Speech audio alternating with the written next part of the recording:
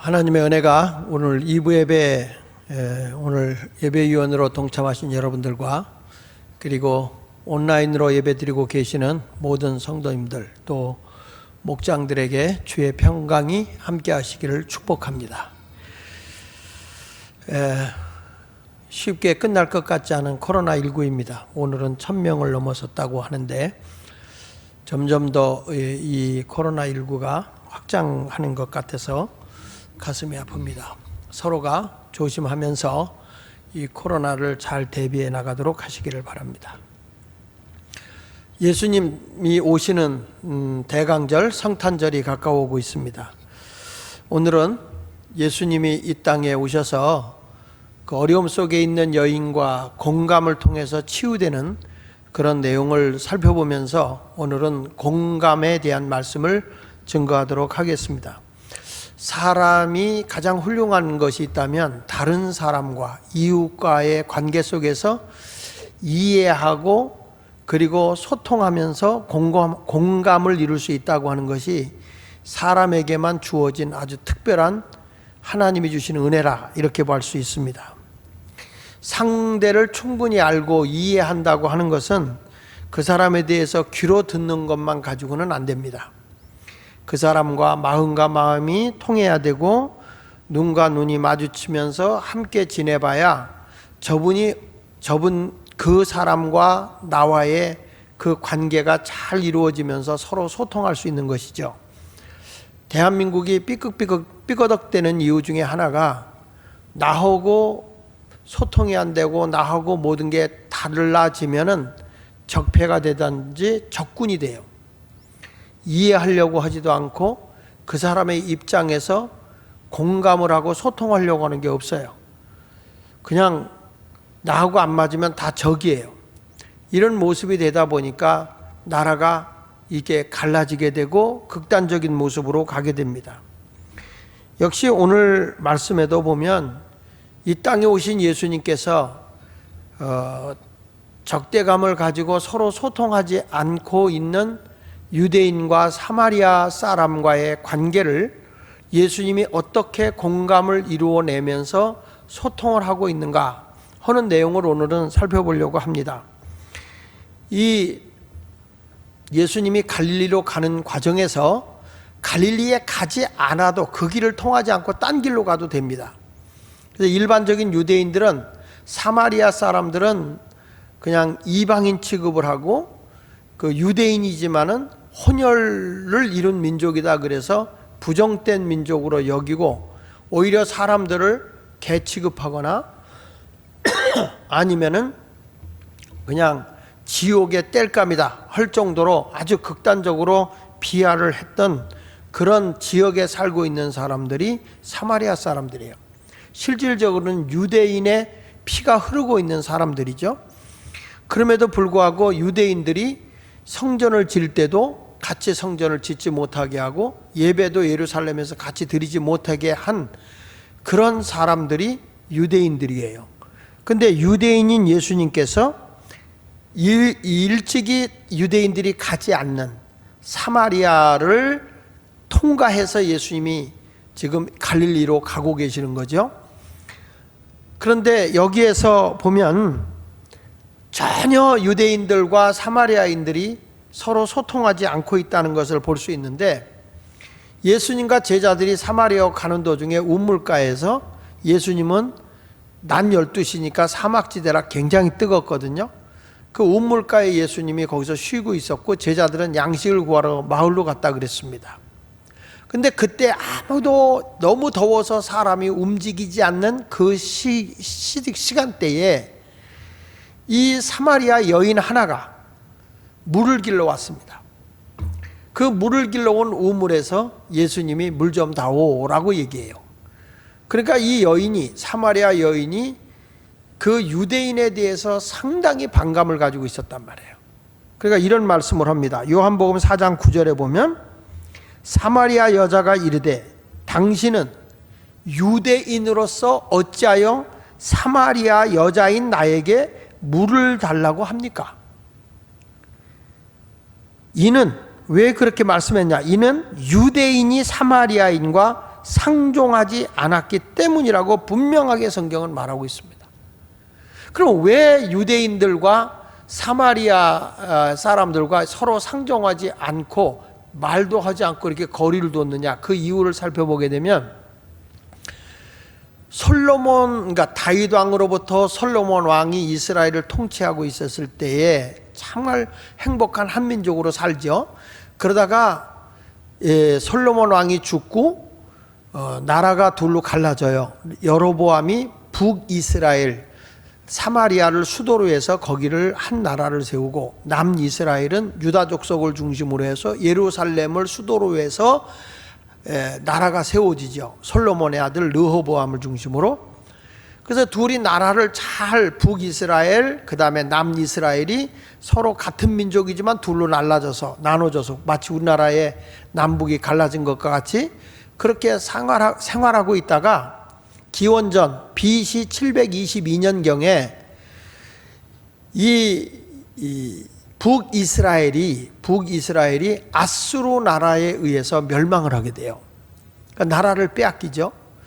그래서 이 아수르 나라에 의해서 멸망을 했을 때 그때 사마리아 성을 수도로 아수르 나라가 세워지게 되는 겁니다. 니느웨가 수도인데 거기를 다 통치하고 지배하게 되죠. 그때에 이 아수르 나라의 국정이 문화 정책을 핀다고 하면서 저 유대 민족과 이스라엘 민족과 유대인이죠. 이스라엘 민족과 그리고 이 아수르 민족을 혼합시키기 위해서 결혼을 시켜버려요. 그러니까 이방인과 유대인이 결혼한 거죠. 단일 민족이 되지 못하고 이제 혼합 민족이 된 거예요. 그러다 보니까 종교도 아수르 나라의 종교를 따를 수밖에 없는 상황이 된 거예요. 그러다 보니까 혼합 종교와 그리고 혼합 민족이 된 겁니다. 이방인과 서로 결혼해가지고. 그러나 이들에게는 유대인의 피가 흐르고 있어요. 이런 상황에서 이 아수르 나라가 바벨론에 의해서 멸망을 하게 되고, 바벨론에 의해서 통치를 받고 있다가 하나님의 예언대로 70년이 되었을 때 BC 587년에 멸망을 했다가 70년이 지난 후에 고레스 왕 때 해방을 받아 돌아오죠. 근데 그 당시에 성전을 재건하자라고 해서 성전을 학개 선지자나 스룹바벨을 통해서 재건할 때에 사마리아에 살던 사람들도 우리도 같이 하겠습니다라고 했는데, 너희는 이방 민족과 결혼했기 때문에 여긴 부정돼서 성전 건축할 수 없어. 그리고 성전 건축을 못하게 합니다. 그때부터 갈등이 계속 일어나게 된 것이죠. 자, 이렇게 서로가 다 등을 지고 원수같이 지내고 있어요. 그때 예수님께서 이 사마리아에 찾아가셔서 사마리아 여인에게 7절에 보면 물을 달라 그랬어요. 물을. 나에게 물 좀 다오. 그러니까 당신은 어떻게 유대인으로서 나에게 물을 달라 합니까? 라고 유대인과 사마리아 사람들이 상당한 적대감을 가지고 살고 있었죠. 그렇지만 우리 주님은 사람들이 다 적대감을 가져도 죄인된 우리를, 하나님과 원수된 우리를 화목하게 하기 위해서 이 땅에 오신 분이 예수님이란 말이에요. 어떤 상황에서 우리를 사랑하기 위해 오신 분이 예수님이죠. 그러니까 예수님께서 이런 말을 해요. 요한일서 4장 10절에 보면 사랑은 여기 있으니 우리가 하나님을 사랑한 것이 아니고 하나님이 우리를 사랑해서 우리 죄를 속하기 위하여 화목제물로 그 아들을 보내셨다는 거예요. 그러니까 예수님이 이 세상에 왜 오셨느냐? 우리가 예수님을 기다리면서 대강절 촛불을 켜고 이렇게 하는 것이 왜 그러냐? 하나님이 우리를 먼저 사랑해서 우리 죄를 다 사해 주기 위해서 화목제물로 예수를 이 세상에 보내줬다는 거예요. 우리가 사랑받을 만해서 하나님이 독생자 예수를 보내준 게 아니라 하나님이 먼저 우리를 사랑해 줬다는 거예요. 요한 1서 4장 19절에 보면 우리가 사랑하면 그가 먼저 우리를 사랑했다는 거예요. 우리 하나님이 나를 먼저 사랑했고 예수님이 우리를 사랑했다는 거예요. 그러니까 여기서 보면 유대인들이나 저 사마리아 사람들이 서로 적대감을 가지고 서로 상종하지 않냐고 으르렁대고 있을 때 그 사이에 모든 것을 화목하게 하기 위해 이 땅에 오신 하나님의 아들이신 예수 그리스도가, 독생자 예수 그리스도가 그곳에 찾아가게 됩니다. 그리고 저들과 함께 할 수 있는 공감대를 형성시킨 내용이 이제 오늘 본문의 내용인데, 오늘 이 말씀을 가지고 우리가 이 공감을 이루었을 때 어떤 변화가 일어나고 공감을 이루었을 때 어떤 하나님의 능력이 나타나는가, 이것을 가지고 함께 은혜를 받으려고 합니다. 첫째로 예수님은 여인의 갈증에 대한 것을 가지고 공감대를 형성시킨 분이 예수님이세요. 자, 예수님께서 내가 물을 달라고 했더니 그 여인이 거절을 해요. 당신은 유대인으로서 어떻게 나에게 물을 달라 하십니까? 라고 하면서 물을 안 주겠다는 식으로 얘기를 해요. 그랬더니 예수님께서 요한복음 4장 13절에 이렇게 말씀합니다. 예수께서 대답하여 이르시되 이 물을 마시는 자마다 다시 목마르려니와, 이 물을 마시는 자마다 다시 목마르려니와, 내가, 여기 보면 내가 주는 물을 마시는 자는 영원히 목마르지 아니하리니 내가 주는 물은 그 속에서 영생하도록 솟아나는 샘물이 되리라. 예수님이 지금 말씀하는 걸 보면 여인에게 하는 얘기예요. 당신이 주는 물을 먹으면 다시 목마르지만 내가 주는 물을 마시는 자는 영원히 목마르지 않지. 내가 주는 물은 그 속에서 영생하도록 솟아나는 샘물이 된다. 갈증이 없이 자족하며 만족하며 흡족하게 살 수 있는 샘물이 계속 솟아나게 되는 거다. 그것도 인생 솟아나서 영원하도록 그 샘물이 솟아나는 거다. 그러니까 이 여인이 그 갈증에 대한 문제를 가지고 예수님과 소통을 하게 된다고요. 15절에 보니까 여자가 이르되 주여 그런 물을 내게 주소서. 그래서 목마르지 않고 또 여기 물길로 오지 않게 해 주십시오 라는 말을 해요. 자, 지금 이 여인과 예수님과 소통이 되고 있어요. 무엇으로? 물로. 그런데 여인이 주는 물은 다시 목말라요. 근데 예수님이 주는 이 샘물은 영원히 목마르지 않는 물이라고 그랬어요. 그러니까 예수님이 말씀하는 물과 이 여인이 물길로 온 그 물과는 전혀 다른 거예요. 그러니까 여인이 그렇다면 나도 그 물을 좀 주십시오. 다시는 내가 물을 길로 오지 않도록 물 좀 주십시오. 거기 7절에 보면 그렇게 말하잖아요. 사마리아 여자 한 사람이 물을 길러 왔음에 예수께서 물을 좀 달라. 그러니까 그 여인이 유대인으로서 어떻게 나에게 물을 달라 합니까? 9절에 그렇게 말한다고요. 아니 어떻게 당신은 유대인으로서 나에게 물을 달라 그렇게 합니까? 예수님이 이 물을 마시는 자는 목마르지만 내가 주는 물은 목마르지 않아.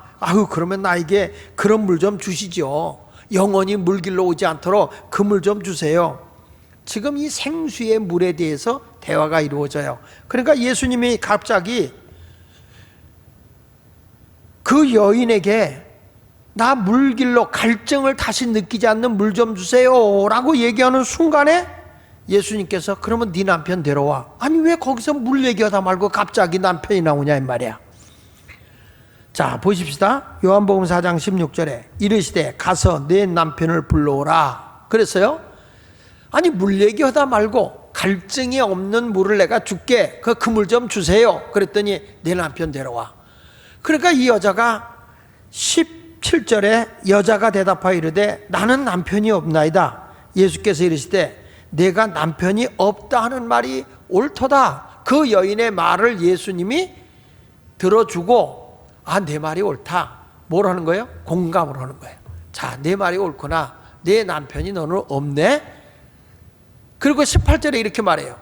너에게 남편이 5이 있었고, 과거에 남편이 5이 있었고 지금 있는 자도 내 남편이 아니니 내 말이 참되다오다. 내 말이 맞구나. 내가 남편을 5이나 바꿨고 지금 있는 남편도 내 남편이 아니니 그 말은 지금도 남의 남편 데리고 산다는 거죠. 이 여자가 지금 예수님께서 갑자기 밑도 끝도 없이 남편을 데려오라고 그랬고, 그 남편을 통해서 나는 남편이 없어요. 그러니 내 남편이 참 없다는 말이 참 맞는 거구나. 내가 남편이 5이나 있었고 지금 있는 남편도 네 남편이 아닌 걸 보니 이제 내 말이 참되다, 이런 말씀을 하는 거예요. 여기서 갈증과 이 여인의 남편에 대한 이야기는 뭐냐 이 말이야. 여기서 이렇게 말해요. 여인이 길러 오는 물은 이 물을 먹는 자마다 다시 목마르다는 거예요. 이 여인은 아마, 이거는 성경에 안 나오는 거예요. 내가 생각하는 거예요. 이 여자가 내가 이왕이면 멋있는 남자하고 살아봐야지, 그래서 아마 미남하고 결혼했나 봐. 이름이 인물값만 하지 뭐 가장 재밌게 노는 것만 좋아하지 인기도 있겠다, 집안에 대해서 불성실해. 그러니까 이 여자가 이거 미남하고 사는 게 좋은 게 아니구나, 그래서 그 미남을 바꿔쳤는가 봐. 그래서 어떤 사람하고 사는 게 좋을까 하다가 이왕이면 싸돌아다니며 막 자기 얼굴값 하는 사람보다는 가정적인 남자하고 살아봐야 되겠다. 그래서 가정적인 남자를 데려다 놨더니 이 남자는 어찌나 집구석에서 잔소리가 심한지, 집에서 빨래도 오고 뭐 또 하면서 남자가 너무 잔소리가 심한 거야. 아이고, 이거 뭐 바깥으로 좀 돌아다니는 사람하고 살아야지 가정적인 사람하고 산다는 게 숨 막혀서 못 살겠구나. 그래서 이제 3번째 남자를 데려온 게 누구냐면 사회성 있는 남자를 데려오는 거야. 그래서 사회성 있는 남자를 데려오니까 막 사회일 뭐 이거저거 하러 간다고 막 이런 일 저런 일 다 쫓아다니니까 집안에 또 있질 않아. 이 사회성 있는 사람하고 사는 것도 문제구나. 그래서 이번에는 아예 돈 많은 사람하고 한번 살아보자, 돈이나 써보면서 살아보자 그래가지고 돈 많은 사람하고 결혼을 해봤더니 얼마나 쫀쫀하고 짠지. 돈이 그냥 모아졌겠어? 지독하게 안 쓰고 모았겠지. 그 돈 쓰는 거, 돈 조금만 써도 바들바들 떠는 거야. 이게 돈 많다고 사람이 큰 그릇 되는 게 아니구나 이게. 그래가지고 이놈하고도 못 살겠네. 그래서 이왕이면 권력 있고 힘 있는 놈하고 한번 살아보자. 그래서 힘 있는 놈하고 살아봤더니 이건 뭐 정치한다고 뭐 한다고 막 데리고 다니는데 싸우고 나서 별로 기쁘지 않은데 가서도 막 억지로 웃어야 되고 이런 모습이 있는 거야. 그래서 이것도 못 살겠다. 그래서 이혼하고 이번에는 어떤 사람하고 한번 살아볼까 하다가 한번 인기 있는 사람하고 한번 살아볼까? 그래서 지금 그거 하고 살아보고 있는 거예요. 이거는 성경에서 나오는 얘기가 아니에요.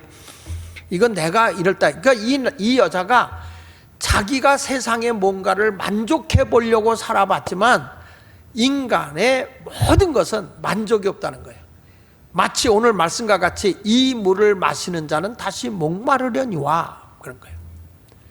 여러분, 우리도 똑같아요. 내가 나의 여인이, 나의 남편이 돈일 수도 있고, 또는 내가 어떤 인기일 수도 있고, 명예일 수도 있고, 나름대로 자기 무엇인가가 있을 거야. 욕심일 수도 있고요. 그런 것들이 다 나를 만족할 것 같지만 절대 세상적인 것이 인생을 만족하게 할 수는 없는 겁니다.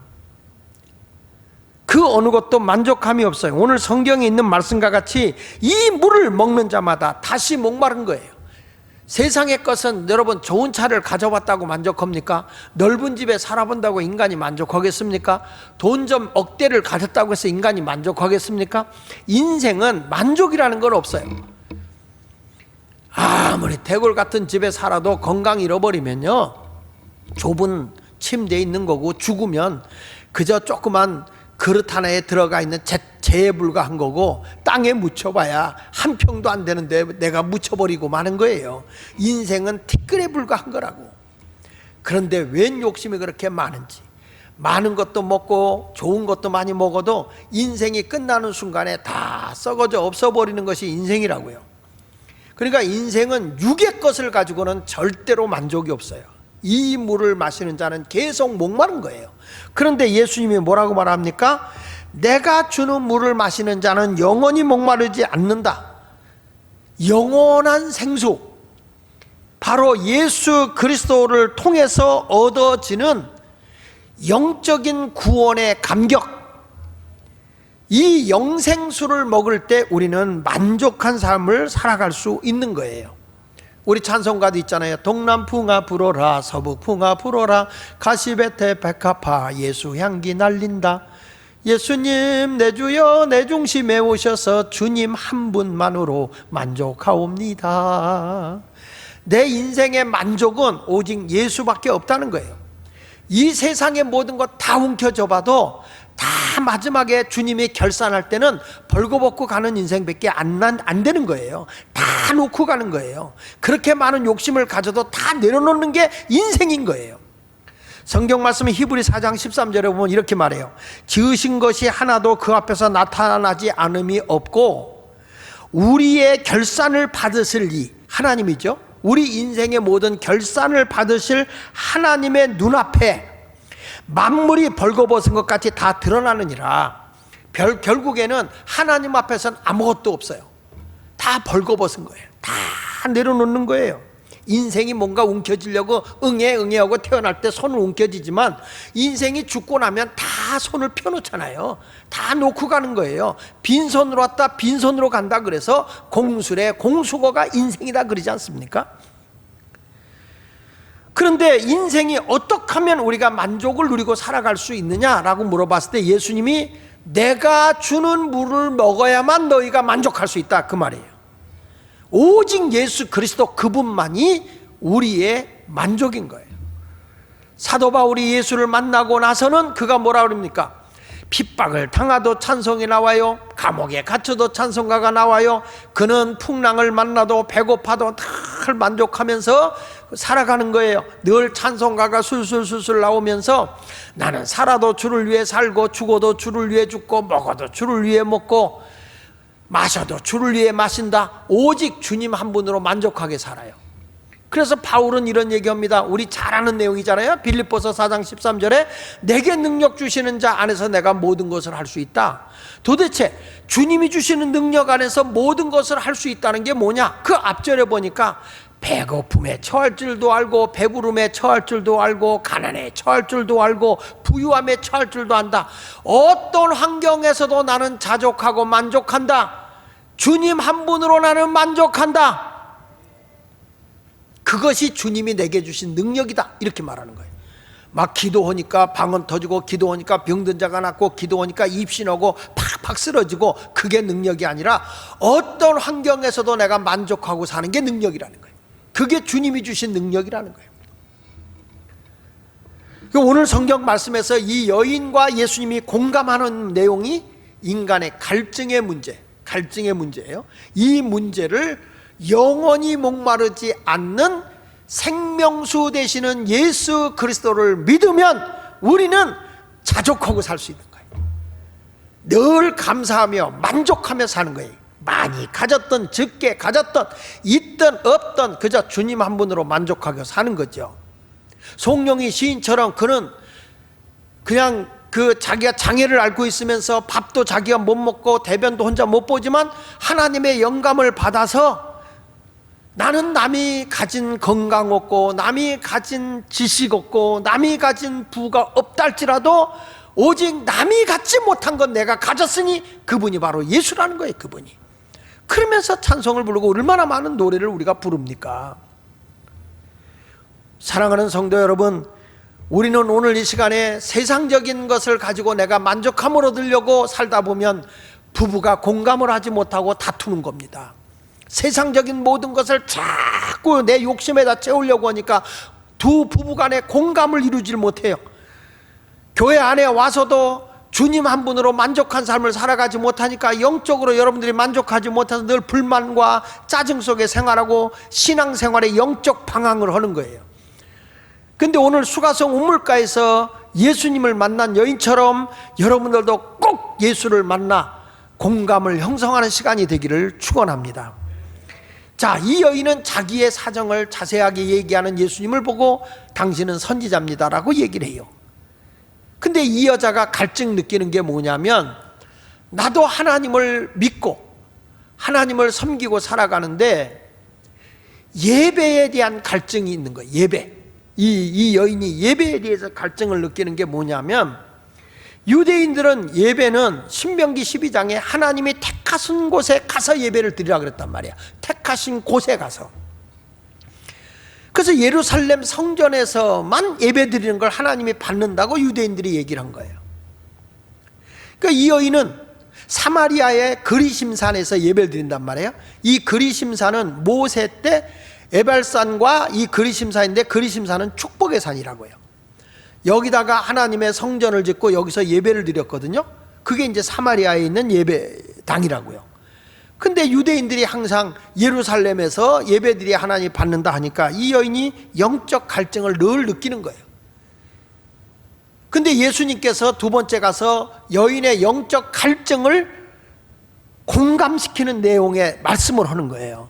그러면서 이런 말씀을 합니다. 19절에 보니까 여자가 이르되 주여 내가 보니 선지자로소이다. 선지자니까 하나님의 말씀을 예언하는 자고 하나님의 말씀을 깨우쳐 주는 자니까 제가 말씀드리는데, 우리 조상들은 이 산에서 예배하였는데, 그리심산에서 예배하였는데 당신들의 말은 예배할 곳이 예루살렘에 있다 하더이다.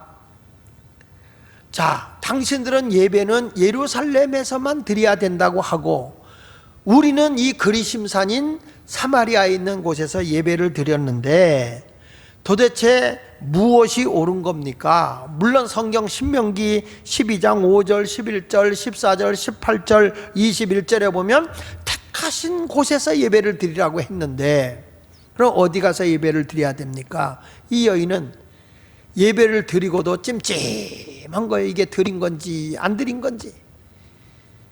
예배당에 와서 예배를 드리면 예배 드린 것 같고, 집에 앉아서 유튜브로 예배를 드리면, 온라인으로 예배 드리면 예배 드린 것 같지 않고, 찜찜한 그 심정이나 똑같아. 그래 도대체 어디서 예배를 드려야 되는 겁니까? 라고 물어본 거예요. 그러니까 예수님께서 말씀을 하는 거예요. 장소 어디서 드려야 되죠? 우리가 예배 드려야 하는 것이 그리심산입니까? 예루살렘입니까? 이렇게 이제 물어보는 거예요. 예루살렘 성서만 하나님 예배를 받으시나요? 아니면 그리심산에 있는 예배당에 예배 드려도 하나님의 예배를 받으시나요? 이런 문제를 가지고 얘기를 할 때 예수님은 장소가 문제가 아니라는 거예요. 장소가. 자, 거기 보십시다. 예수께서 이르시되 여자여 내 말을 믿으라. 이 산에서도 말고 예루살렘에서도 말고 너희가 아버지께 예배할 때가 이르리라. 여기서 보니까 지금 이 여인은 곧 장소를 물어봤어. 예배하는 곳이 그리심산인가요? 예루살렘인가요? 이 장소, 어느 장소에서 예배를 드려야만 하나님이 우리 예배를 받아주나요? 하고 장소에 대한 걸 물었어. 그랬더니 예수님께서는 때에 대해서 얘기를 해. 때. 여기서 뭐라는 거 아니? 이 산에서도 말고 예루살렘에서 말고 너희가 아버지께 예배할 때가 이르리라. 너희는 알지 못하는 것을 예배하고 우리는 아는 것을 예배하노니 이는 구원이 유대인에게 남이니라. 지금 예수님이 때에 대해서 얘기하는 거예요. 그 이 때는 뭐냐? 사람들은 장소를 인정하는 사람들 중심으로 하면 건물이 화려하고, 또 어떤 사람들은 예배당에 숫자가 많고 그 교회의 모든 시설이 훌륭하면 하나님이 예배를 받는 걸까요? 예수님은 그렇지 않다는 거예요. 사람이 많이 모였다고 하나님이 받는 거 아니라고요. 지금 예배는 어떤 것이 중요하냐? 때가 중요하다. 어느 때냐? 그 때는 하나님의 영이 임재하는 그때, 하나님과 영적으로 교제해야 하는 그 때를 얘기하는 거라고요. 그래서 성경 요한복음 4장 23절에 하는 거 보세요. 아버지께 참되게 예배하는 자들은 영과 진리로 예배할 때가 오나니 곧 이때다, 지금이다. 아버지께 참되게 예배하는 자들은 영, 여기서 영은 자기 영이에요. 자기 정신. 이게 무슨 얘기냐면, 예배를 드리려고 하면 엿새 동안 힘써 일하라고 그랬어요. 안식일을 지키는 말. 엿새 동안 힘써 일해라. 그리고 너나 또 아들이나 딸이나 남종이나 여종이나 집에 유하는 객이라도 안식일을 지켜라. 너희 집에 키우는 가축이라도 안식을 시켜라. 이렇게 말하거든요. 여기에 영이 담겨져 있는 거예요. 자, 엿새 동안 힘써 일하라는 말은 우리 예수 믿는 사람이 하나님께 예배드리기 위해서 평상시에 놀고 먹는 사람이 아니라 근면정신, 열심히 일하는 자가 되라. 일하기 싫거든 먹지도 말게 하라 하신 것처럼 근면정신. 두 번째 가서는 뭐라고 그랬어요? 너나 주인인 너나 내 아들이나 딸이나 남종이나 여종이나 그리고 객이라도 손님이라도 이건 뭐예요? 신분고하를 망라하고 안식일을 지켜라. 이거는 뭐냐면 평등정신이야. 평등. 예배당에 와서 먼저 믿었냐 나중 믿었냐 실력이 있냐 없냐 가진 것이 있느냐 없냐가 아니라 모두가 하나님 앞엔 동등하다. 평등정신. 그리고 너희 집에 유하는 가축이라도 너희 집에 키우는 가축이라도 안식일 날은 일 시키지 말고 쉬어라. 뭐죠? 사랑의 정신이야. 사랑. 그러니까 우리가 예배를 드리려면 우리의 영이 담겨져 있는 예배를 드려라. 근면정신, 평등정신, 사랑의 정신. 이 정신이 담겨져 있는 예배. 근데 만약에 이것이 빠지고 그냥 몸뚱아리만 와서 하나님 앞에 찬송 드린다 그러면 무슨 예배야? 정신 빠진 예배, 혼이 없는 예배, 넋이 나간 예배. 그러니까 영과 진리. 진리는 뭐예요? 하나님의 말씀. 성경에 나타나 있는 예수 그리스도에 대한 말씀을 따라 사는 거죠. 그게 예배라는 거예요. 하나님은 영이기 때문에 우리의 영과 진리로 예배하는 거다. 지금 장소가 중요한 거 아니다. 영이신 하나님과 내가 교통해야 되는데 그게 언제냐? 바로 지금이다 이 말이야. 지금 중요한 거 아니다. 장소 중요하지 않다. 하나님은 보세요. 24절 같이 읽어보겠습니다. 다 같이 읽어봅니다. 집에서도 한번 같이 읽어봅시다. 시작. 하나님은 영이시니 예배하는 자가 영과 진리로 예배할지니라. 지금 이 여인과 지금 대화를 나누고 있는 문제인데 이 하나님이 연락하는 예배, 하나님과 영적으로 교통하는 예배가 드려지고 싶은데 그 예배는 그리심산에서 드려야 되나요? 예루살렘에서 드려야 되나요? 예수님은 아니, 장소가 중요한 게 아니야. 하나님은 영이야. 영이신 하나님과 영적 교제의 예배를 드려야 돼. 그러니 예배 장소, 내가 지금 드리는 우리 집에서 예배 드리는데 누워서 빈둥대고 하는 게 아니라 영이신 하나님이 임재하고 계시다고요. 그 자리에서 내가 정장을 하고, 우리가 왜 이 목장이라도 같이 모이라고 하느냐면 혼자서 예배 드리면 왔다 갔다 하고 뭐 하다가 전화 받으러 가고 뭐 일보러 가고 이런 예배가 되니까 집중이 안 돼. 영이신 하나님이 그 자리에 와 계신데 내 멋대로 예배 드리니까 예배가 아니야. 장소가 중요한 게 아니라 영이신 하나님과 교제하는 예배가 돼야 된단 말이야. 그런 예배가 중요한 것이다 라고 얘기하는 거예요. 그러면 그게 언제냐? 지금이다. 지금 예배 드려라. 영이신 하나님, 영적 교제가 이루어져야 된다. 자, 여러분, 우리는 24시간 예배가 몸에 배어 있어야 돼요. 내가 늘 주님과 영적 교제를 하고 있는 예배의 삶이에요. 예배라고 하는 게 주일날 와서 한번 예배 딱 드리고 가는 게 아니라 엿새 동안 주님의 뜻대로 살아가는 자체가 예배라고요. 찬송 한번 부르는 게 아니라 삶 자체가 예배가 돼야 되는 거예요. 그래서 내 모든 삶이 몸으로 드려지는 거예요. 로마서 12장 1절에 뭐라고 그럽니까? 그러므로 형제들아, 내가 하나님의 모든 자비하심으로 너희를 권하노니 너희 몸을 하나님이 기뻐하시는 거룩한 산제물로 드리라. 이는 너희가 드릴 영적 예배니라. 영적으로 내가 하나님과 교제하는 거예요. 하나님과 교통하는 거예요. 내가 열심히 일해요. 이 일하는 것도 하나님이 내게 주신 일이다. 하나님께 영광이 되는 일을 하는 자체가 예배예요. 내가 사람을 만나요. 평등하게 모든 사람을 골고루 대해요. 쓸데없이 권위의식 세우고, 이게 아니라 아무나 다 같이. 응? 주일날 되면 아이들이 말이야, 내 사무실이 놀이터예요. 놀이터. 애들이 와서 막 놀아요. 그도 난 그게 좋아. 야, 목사님이 와서 그런 데서 떠들면 안 된다. 괜찮아. 뭐 우리 손녀딸도 와서 마음대로 노는데 뭐 괜찮다. 얘들이 내 먹을 거 다 집어가. 그래도 좋아. 여러분, 장소가 뭐 권위가 뭐 좋아해. 내가 영적으로 하나님과 교제하느냐 안 하느냐, 그게 중요한 것이지. 우리가 온전한 예배의 삶을 드려야 된단 말이에요. 할렐루야. 요즘에 우리 게 젊은이들이 이제 TV조선에서 밤 9시마다 토요일 주일날 9시에 드라마가 나오잖아요. 근데 우리 그 청년 팀들이 거기에 많이 참여하고 있어요. 근데 거기 장검사도 우리 교회 청년이고, 김사랑이도 우리 교회 청년이고, 다 거기에 있는 뭐 PD들 이런 사람들 다 여기서 우리 교회 청년들이 움직이고 있거든. 그래서 우리 교인들은 꼭 밤 9시에 그 복수해라 있어. 그거 보란 말이야. 그거 보란 말이야. 그 사람들이 왜 그러냐면 늘 기도를 해.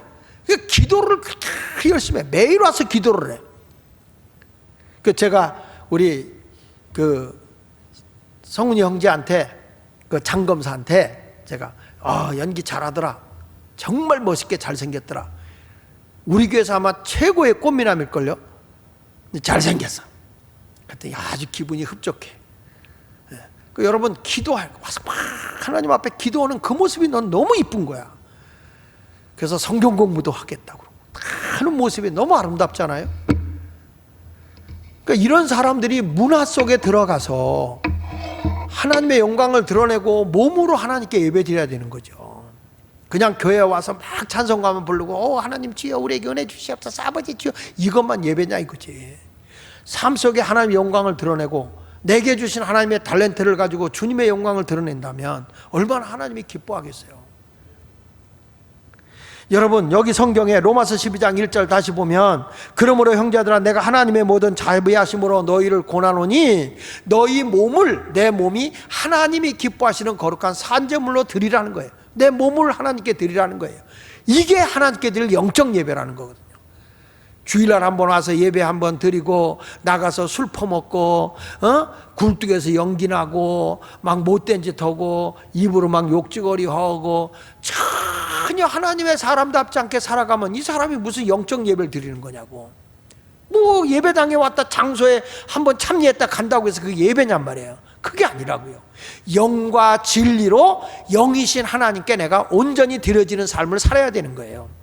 예배는 그저 24시간 매일매일 드려지는 게 예배인 거예요.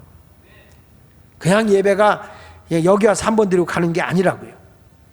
여러분 그러니까 지금 온라인에서 예배를 드린다고 할지라도 나의 삶 속에 늘 만족해하면서 그저 내 몸이 하나님께 온전히 드려지는 삶을 드리시기를 축원합니다.